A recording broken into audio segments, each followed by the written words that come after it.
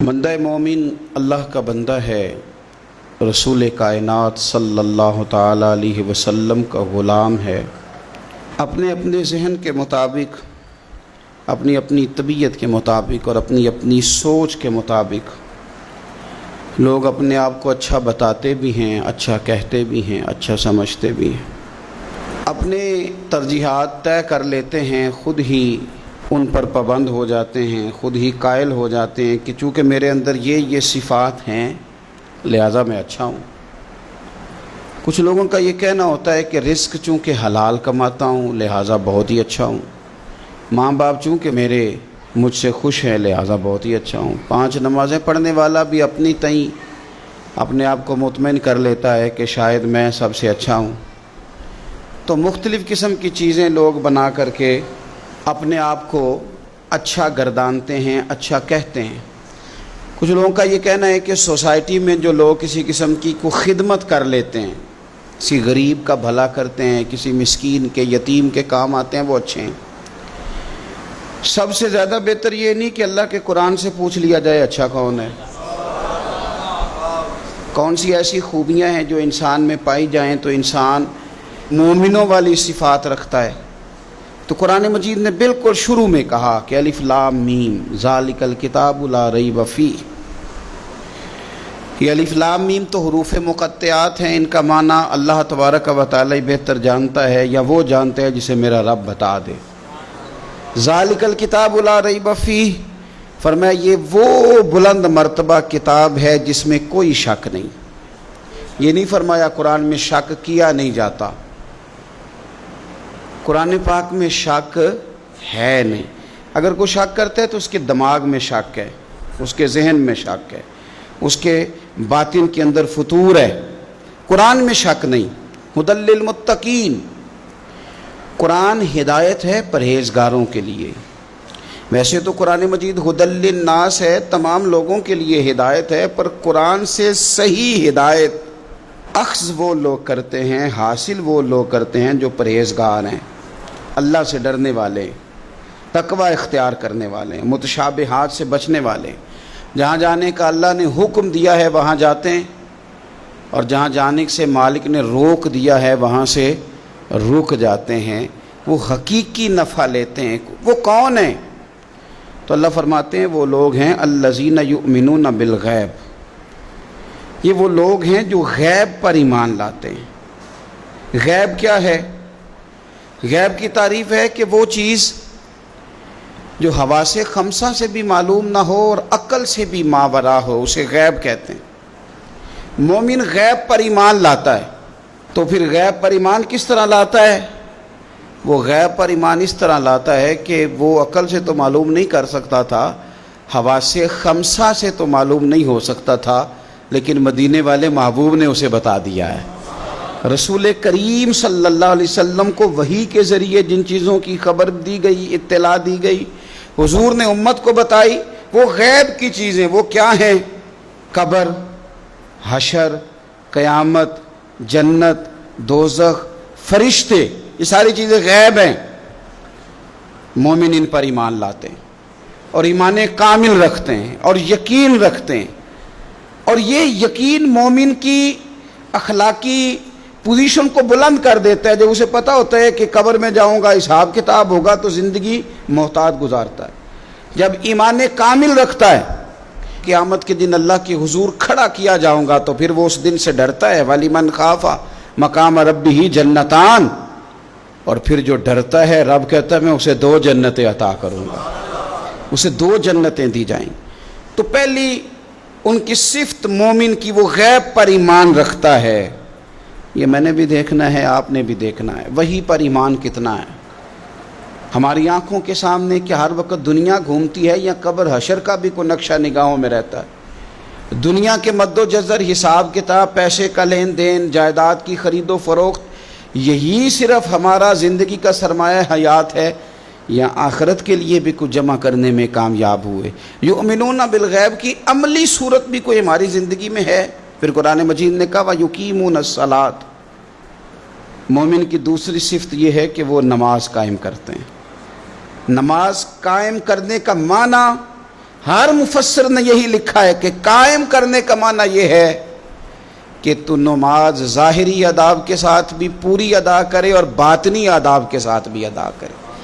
تیرا لباس پاک ہو، جگہ پاک ہو، نماز کا وقت موجود ہو، نیت تیری حاضر ہو، یہ ظاہری آداب ہیں، اور تیرا باطن نماز کے ساتھ جڑا ہوا ہو. تو اپنے قلب سے، روح سے اپنے مالک کی بارگاہ میں حاضر ہو. کس طرح؟ خود میرے کریم محبوب علیہ السلام نے بخاری مسلم میں وضاحت کر دی. فرمایا رب کی عبادت اس طرح کرو کہ تم اسے دیکھ رہے ہو، اور اگر یہ نہیں ہو سکتا تو اتنا ہی کر لو کہ وہ تمہیں دیکھ رہا ہے. اس کیفیت کے ساتھ آپ نماز پڑھتے ہیں تو باطنی آداب بجا لاتے ہیں. پھر فرمایا وَمِمَّا رَزَقْنَاهُمْ يُنْفِقُونَ، جو ہم نے انہیں دیا ہے اس میں سے ہماری راہ میں خرچ کرتے ہیں. اللہ کی بارگاہ میں صدقات، خیرات، زکوٰۃ، ان کے ساتھ رب کا قرب حاصل کرتے ہیں. اللہ نے جو تقسیم رکھی ہے کہ بعض کو مالک امیر بنا دیتا ہے، بعض کو غریب بنا دیتا ہے، تو وہ پھر صدقات کو ٹیکس نہیں سمجھتے، وہ کسی کو دینے میں بوجھ محسوس نہیں کرتے. وہ سمجھتے ہیں یہ تو مالک کی تقسیم ہے، میرے اس نے ذمہ لگایا ہے، میں نے دینا ہے. وہ سمجھتے ہیں کہ اللہ تبارک و تعالیٰ نے فضل کے ساتھ میرے ذمہ لگایا تھا کہ میں جاؤں اور اللہ کے کچھ بندوں کو میں اللہ کے دیے ہوئے رزق سے دوں. کچھ مفسرین نے یہاں بات کو اور کھولا ہے. وہ کہتے ہیں رزق سے مراد ہے جو بھی اللہ نے دیا ہے. پیسے دیے ہیں تو وہ اللہ کے رستے میں دے، علم دیا ہے تو اسے بانٹے. اگر کسی کو اللہ نے معرفت دی ہے تو اپنے فیض سے لوگوں کو قریب کرے اللہ کے، وہ پھر وہ علم آگے بانٹے، وہ تقسیم کرے. تیرے پر جو کچھ بھی ہے نا دیا ہوا تو رب کا ہے، تو نہ بچا بچا کے تو رکھ اسے. تیرا آئینہ ہے وہ آئینہ، شکستہ ہو تو عزیز تر ہے نگاہ آئینہ ساز میں. تو اسے بانٹنا شروع کر، تو دینا شروع کر. اور لوگوں کا خیال ہوتا ہے کہ بانٹنے سے کم ہوتا ہے. نہیں، بانٹنے سے بڑھتا ہے. کنویں سے سارا پانی نکال لو تازہ آ جاتا ہے، شرط یہ ہے کہ سارا نکل جائے. آپ علم جتنا بانٹتے ہیں اتنا یہ بڑھتا ہے. آپ جب بات کر رہے ہوتے ہیں، علم دے رہے ہوتے ہیں، تو وہ صرف دوسروں پر اثر تو نہیں کرتی. جب آپ بات کرتے ہیں تو آپ کی بات آپ پر بھی اثر کرتی. تو آپ کا علم بانٹنے سے مضبوط ہوتا ہے، وہ دینے سے بڑھ جاتا ہے. اس لیے حضرت مولا علی شیر خدا رضی اللہ تعالیٰ عنہ فرمایا کرتے تھے کہ علم مال سے بہتر ہے. مال کی حفاظت کرنی پڑتی ہے اور علم بندے کی حفاظت کرتا ہے. وہ اس کے گرد حصار بنا دیتا ہے. حفاظت جو اللہ نے تجھے دیا بانٹ اس کے رستے میں. پھر مومنوں کی صفت بیان کی. ایک تو یؤمنون بالغیب، غیب پر ایمان رکھتے ہیں. ویقیمون الصلاۃ، نماز قائم کرتے ہیں. ومما رزقناہم ینفقون، جو ہم نے انہیں دیا ہے ہمارے راہ میں خرچ کرتے ہیں. اور پھر فرمایا والذین یؤمنون بما انزل الیک، اور جو ہم نے آپ کی طرف نازل کیا حبیب وہ اس پر ایمان لاتے ہیں. کتاب کو، قرآن کو سینے سے لگا کے رکھتے ہیں. اس کے ایک ایک حرف کو وہ اپنے لیے دستور حیات سمجھتے ہیں. ایمان لاتے ہیں پختہ. وما انزل من قبلک، اور اس پر بھی ایمان لاتے ہیں جو آپ سے پہلے نازل کیا گیا. آپ سے پہلے جو نازل کیا گیا اس پر بھی وہ ایمان لاتے ہیں. یعنی تورات ہے، زبور ہے، انجیل ہے. اگرچہ کتابیں بدل دی گئی ہیں پر اللہ کی کتابیں تو تھی، ان کے جو احکامات موجود تھے اس پر وہ ایمان لاتے ہیں، ایمان رکھتے ہیں. ایک بات اور بھی یہاں سے ختم نبوت کا مسئلہ بھی حل ہوتا ہے. کہا گیا ایمان دو چیزوں پہ ہے. والذین یؤمنون بما انزل الیک وما انزل من قبلک. ایک اس پر ایمان لاتے ہیں جو آپ پہ نازل ہوا، اور ایک اس پر جو آپ سے پہلے نازل ہوا. یہ نہیں فرمایا کہ آپ کے بعد بھی کچھ نازل ہوگا. پہلے نازل ہوا جو آپ پر نازل ہوا، آپ کے بعد کچھ بھی نازل نہیں ہوگا. بتا دیا قرآن مجید نے یہاں کہ ختم ہو گئی بات. رسول پاک علیہ السلام پر بات ختم ہو گئی. نبوت کا سلسلہ رب نے ختم کر دیا. زندگیاں ختم ہوئی اور قلم ٹوٹ گئے، پر تیرے اوصاف کا ایک باب بھی پورا نہ ہوا. ختم کر دی بات. یہاں مالک نے ختم کر دی.